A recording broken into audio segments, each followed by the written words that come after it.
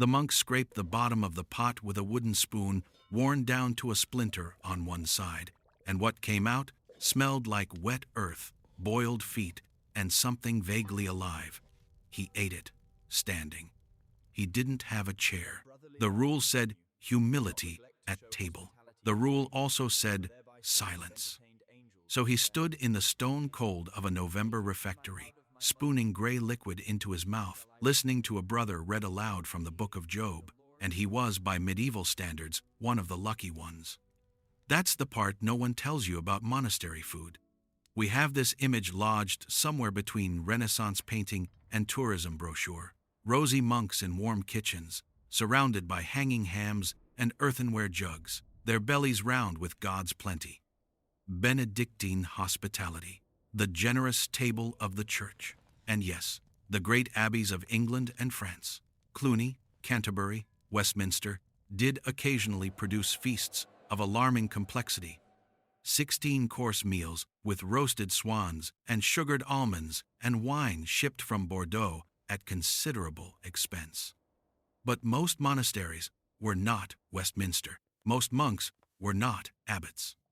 And the people who came to monastery gates seeking food, the poor, the sick, the wanderers, the genuinely desperate, they didn't eat what the abbot ate. They ate what was left. They ate what the rule required the monastery to give, which was technically generous and practically often grim.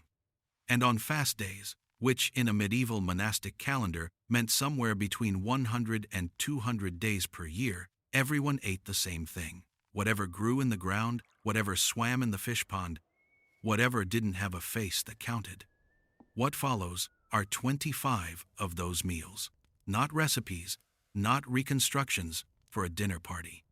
The actual food that went into actual mouths in the actual cold of medieval monastery kitchens, some of it forgotten because it was too humble to survive, some of it forgotten because it was too strange, and some of it forgotten because the people who ate it couldn't write, and no one thought to write it down for them. Pottage was the foundation of everything. If medieval poor food were a cathedral, pottage would be the stone it was built from. You have to understand pottage not as a dish but as a category, a condition almost. It was anything boiled in water until it softened into submission.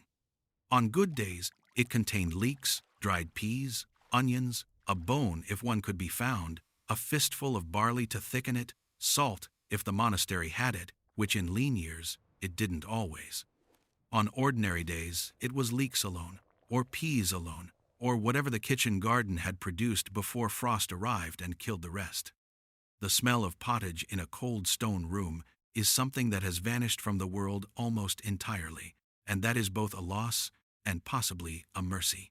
Stale fat, boiled brassica, wet grain, wood smoke absorbed into the walls over decades. You wore the smell of it. It lived in your wool. Brewis was what happened to bread that had been sitting too long. The monasteries baked in bulk massive loaves of maslin, which was a mixture of rye and wheat flour, because pure wheat was expensive, and mostly for the wealthy or for the altar. After 2 or 3 days, maslin bread became a navigational hazard.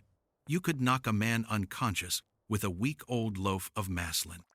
The solution was brewis. You broke the bread into chunks, poured hot broth or dripping over it, and let it soak until it surrendered.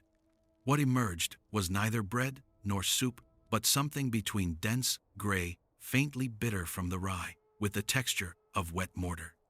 It held heat in a way that nothing else did, which in a monastery in January in England was not nothing. Peas pottage was its own distinct thing, older than the monasteries themselves, older than Christianity in Britain. Dried peas, gray-green, hard as small stones when dry, were soaked overnight, boiled for hours, seasoned with whatever herbs the monastery grew in its physic garden. Savory was common. Mint sometimes. In fasting season, no animal fat whatsoever, which meant the peas had nothing to smooth them, nothing to round the flavor, and what you got was starchy, earthy, and utterly honest. There is a reason the nursery rhyme survived. Peas porridge hot, peas porridge cold, peas porridge in the pot, 9 days old. 9 days was not hyperbole. Monasteries kept pottage going in continuous pots, adding to what was there, rarely fully emptying and starting fresh. The flavor evolved over days, in ways that defy comfortable description. Frumenti was the closest thing the medieval poor had to something we'd recognize today as comfort food, which is notable because it was also served at the tables of kings. That's the thing about wheat boiled in broth or milk. Until it swells into a thick, porridge-like mass, it doesn't distinguish between classes. What distinguished them was what went on top of it. The rich got frumenti with venison broth, saffron, egg yolks, sugar, cinnamon. The monks and the poor at the gate got frumenti with water, or whey if the dairy had any, and if they were very lucky, a scraping of honey from the monastery hives, still, warm, filling. It deserves more credit than history has given it. Wort pottage is largely gone because the word wort itself is largely gone, and with it the memory of what it referred to. Wort meant leafy greens, kale, cabbage, wild mustard, anything from the brassica family that could be grown in northern European soil and cold. Medieval kitchen gardens grew it aggressively because it was reliable in ways that more delicate vegetables were not. You boiled it with onions and whatever fat was available. The result was dark green, intensely sulfurous, and deeply nourishing in ways that medieval people understood intuitively, even without the vocabulary for it. Modern food science confirms what those monks already knew. Kale is extraordinarily nutritious. It doesn't make the smell better, but it kept you alive. Stockfish was the protein source that made medieval Christianity's fasting calendar survivable. Dried, unsalted cod, wind-cured until it was hard as wood and about as aromatic in its dry state. Stockfish smells like something you would report to an authority. You soaked it for days, sometimes beating it with a mallet to break down the fibers, and then you boiled it until it flaked apart into something edible. The taste was assertive. The word assertive is doing a lot of work there.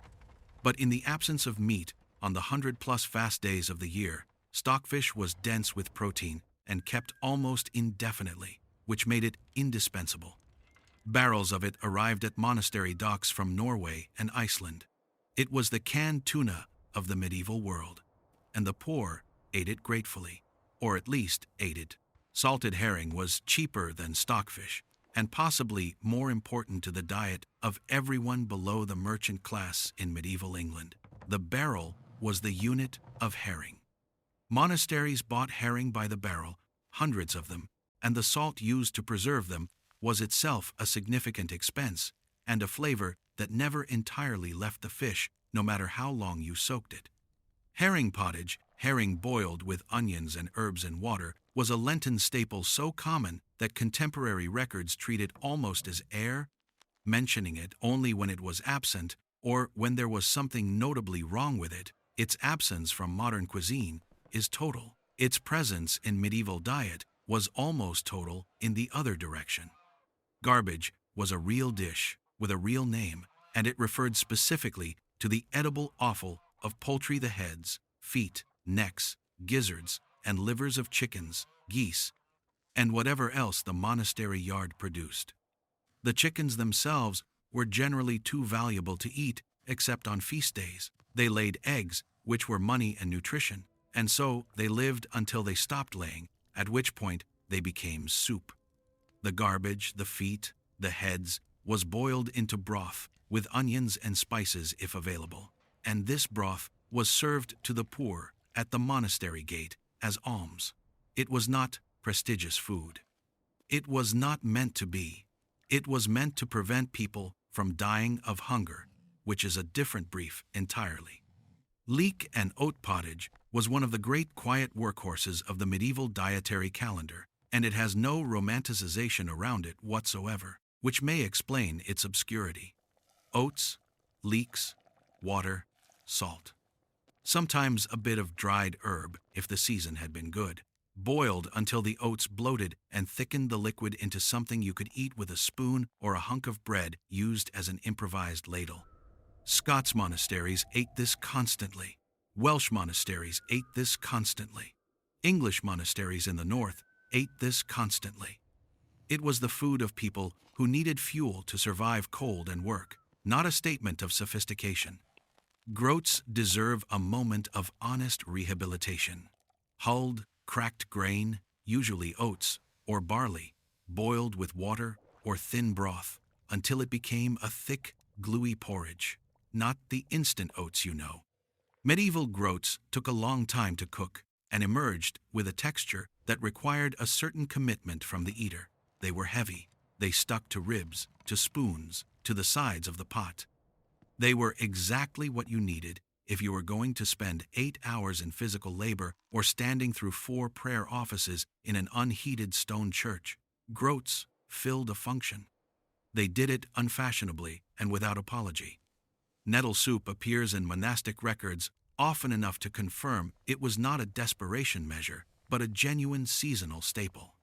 Young nettles in spring, before they develop the sting compounds that make mature plants unpleasant, were boiled down into a dark green soup with onions and grain to thicken it.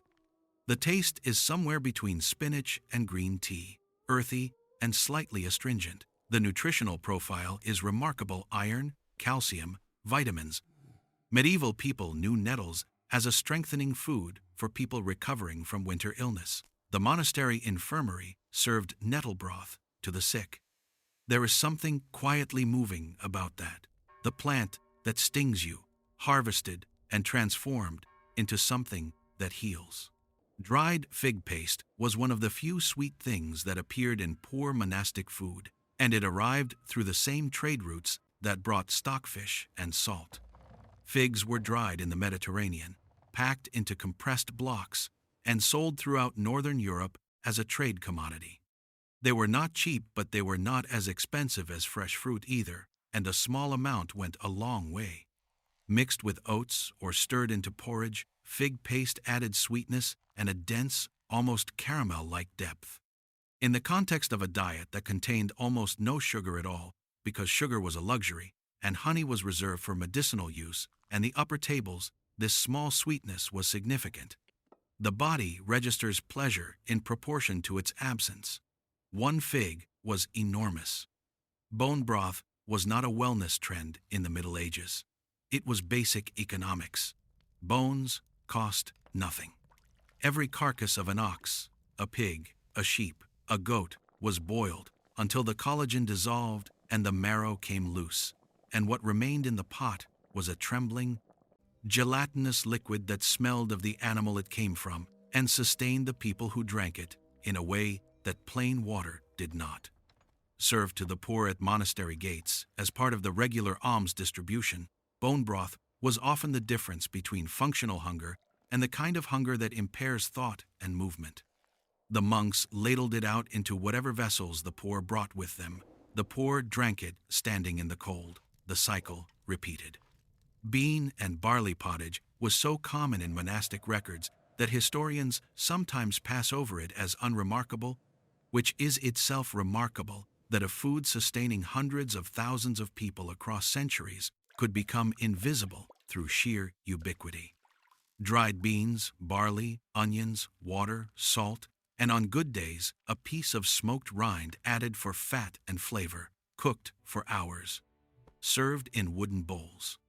The beans provided protein, the barley provided starch, the salt made it edible, the fat, when present, made it good. The combination is essentially the foundation of a dozen surviving peasant cuisines across Europe. The medieval monastery version was simply the earliest and most austere iteration. Whey pottage is perhaps the most genuinely forgotten thing on this list because it required the existence of a working monastery dairy, which not all of them had, and because whey itself, the thin, greenish-yellow liquid that separates from curds during cheese-making, is today largely a byproduct of industrial dairy operations, packaged into protein powder and sold at substantial markup to people who would not recognize it in its original form. Medieval monastery dairy workers collected whey and cooked grain in it instead of water. The result was nutritionally superior to plain water pottage and had a faintly sour, lactic tang that cut through the heaviness of oats or barley. It was poverty food made slightly better by not wasting anything. That was a medieval virtue and a necessary one. Mushroom and barley pottage was what you made in autumn when the forest was full and the grain stores were not yet depleted.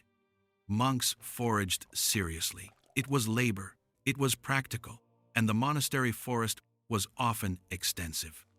Dried mushrooms kept through winter and were added to broth or pottage to provide what we would now call umami depth, that savory, meaty quality that made grain-based dishes more satisfying without adding animal protein. Whether medieval cooks understood this in any theoretical sense is irrelevant. They understood that dried mushrooms made things taste better. They used them accordingly. Salted pig trotters were the poor cousin of every more noble pork cut, and they fed more people than all the nobles' cuts combined. Trotters were cheap because they contained more bone and cartilage than meat, but slow-boiled for hours, they released enough collagen to make a broth of considerable body and enough shreds of meat to feel like a meal rather than theater. Monasteries that kept pigs, which most did, had trotters in abundance by slaughter time. They were salted down for winter storage and then boiled when needed. The eating of them was laborious, a lot of picking at small bones, but this was not a population accustomed to eating being easy. Eel broth is the most British entry on this list, which is saying something given the competition. Medieval England had eels everywhere, in rivers, in ponds, in the elaborate eel traps that appear in Domesday Book as indicators of a settlement's productivity. Eels were documented as tax payments. Monks ate them on fast days because, in a taxonomic sleight of hand that the medieval church largely permitted, aquatic creatures that lived in or near the water were considered sufficiently fish-like to qualify as Lenten food. Eel broth eels, boiled with onions and herbs, the fat rising to the surface in small, iridescent pools, tasted like the river, dark and mineral and ancient. It is not to everyone's taste. It was to the taste of people who were hungry, which in this period was most people. Turnip and verjuice pottage was a winter survival dish and a monument to the medieval determination to make the available edible. Turnips stored through winter in underground clamps and were the vegetable backbone of the cold months when everything else had died. Boiled until soft, they are mild and slightly sweet. The addition of verjuice, the acidic juice of unripe grapes or crab apples, transformed them into something with character, sour, earthy, slightly astringent. Medieval cooks understood that acid made things taste more like food and less like endurance. The verjuice tradition survives in French cuisine as a sophisticated ingredient. Its monastery origins were considerably less sophisticated. Dried pea bread was what happened when the pottage concept was taken to its logical extreme. Dried peas, ground into flour, mixed with water, and perhaps some rye or wheat flour, baked into dense, flat loaves that were gray-green in color and had a particular vegetal heaviness to them. They were made when grain was scarce and peas were not. The texture was closer to compressed earth than bread as we understand it. The flavor was insistently of dried peas. They filled you completely, and they kept for a long time, and they were what stood between a medieval poor household and genuine famine, which is a more important function than deliciousness ever was. Fennel and onion broth was among the most purely herbal of the monastery's regular offerings, made primarily from things the garden produced with almost no encouragement. Wild fennel grew almost everywhere in medieval England and Europe. Onions were the most reliable vegetable crop in the entire medieval dietary system. They stored well, grew well, yielded reliably, and added flavor to everything. Together, boiled in water with a handful of other available herbs, they made a thin, fragrant broth that smelled better than it fed you, but which in the monastery infirmary was served as a restorative to people recovering from fever. The warmth of the broth and the slightly anise sweetness of the fennel did something to a person who had been sick and cold and barely eating, not medicine. Something else. Rye meal porridge in its simplest form was rye flour stirred into hot water and cooked until it thickened, a process that takes about 5 minutes and produces something that looks like wet concrete and tastes of dark bread. Nothing else. No salt, no fat, no sweetener, just rye and water. This was famine food. The records that describe it most vividly are the records from bad harvest years. From the Great Famine of 1315 to 1322 that killed somewhere between 10 and 25% of Northern Europe's population. Monasteries fed rye meal porridge to survivors. It was the thinnest possible line between alive and not, drawn in gray paste across wooden bowls, handed through iron gates to people who had been eating grass and bark and worse. Acorn bread sits at the very bottom of the medieval food hierarchy, below even rye meal porridge, because it requires you to have run out of grain entirely. Acorns contain tannins that are bitter and in quantity mildly toxic, which means before you can make bread from them, you have to leach them, soak them in running water for days, or boil them repeatedly, changing the water each time, and only then, once the bitterness is mostly gone, grind them and bake with them. The bread that results is dense, slightly bitter despite everything, brown, and lacking the gluten structure that makes wheat or even rye bread hold together. Acorn bread crumbles. It is the food of people who have already made every other choice available to them and found none of them possible. Bone marrow porridge closed the circle in a way that felt almost ceremonial. The long bones of cattle or horses split lengthwise and roasted directly in the fire until the marrow bubbled. This was not poor food in terms of flavor or richness. Marrow is fat and protein in its most concentrated form. It was poor food in the sense that it required the bones that nobody else wanted, which in a functioning monastery economy meant it was available to the kitchen in quantities that more prestigious cuts were not. Stirred into hot grain porridge, it dissolved into a richness that turned a bowl of gruel into something that tasted briefly like abundance. People who ate it understood the difference. They ate it when they could. 25 dishes, some of them arguably good, some of them endurance tests. Most of them forgotten not because they were bad, but because the people who ate them didn't have publishing contracts, didn't write cookbooks, didn't have their meals recorded in manuscripts that got preserved in climate-controlled archives. Their food survived only in account books, in legal records, in the occasional monastic rule that specified what was to be served and to whom. The food itself survived sometimes long enough to nourish another generation, and then it was gone, replaced by something cheaper or something better or simply nothing, because the times that required it had passed.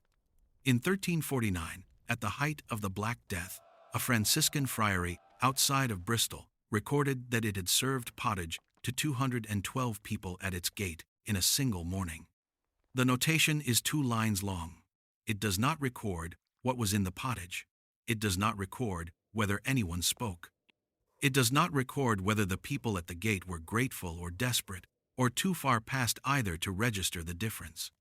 It records the number and the dish and the date and nothing else, because the monk writing it was himself dying and he knew it, and he kept writing anyway, recording what was given and to whom, right up until the entry stopped and the manuscript passed to other hands.